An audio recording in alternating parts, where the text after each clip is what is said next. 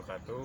Kami dari Dinas Pariwisata Kabupaten Garut pertama sangat mengapresiasi sekali dengan berdirinya sekolah sungai, karena sungai di Kabupaten Garut itu ada beberapa sungai sebagai salah satu sumber daya alam yang patut untuk dijaga dan dipelihara.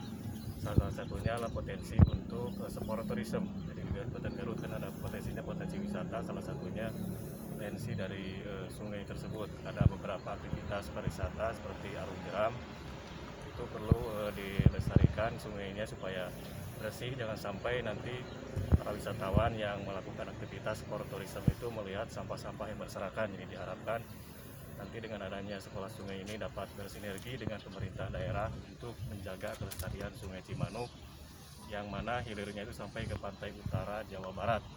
Jadi mereka itu di sebelah utara Jawa Barat sering menyalahkan kami di hulunya, padahal itu perlunya sinergi antara wilayah-wilayah yang ada di hilir dengan wilayah yang ada di hulu Sungai Cimanuk untuk kelestarian dan kesejahteraan masyarakat. Wabillahi taufiq. Assalamualaikum warahmatullahi wabarakatuh.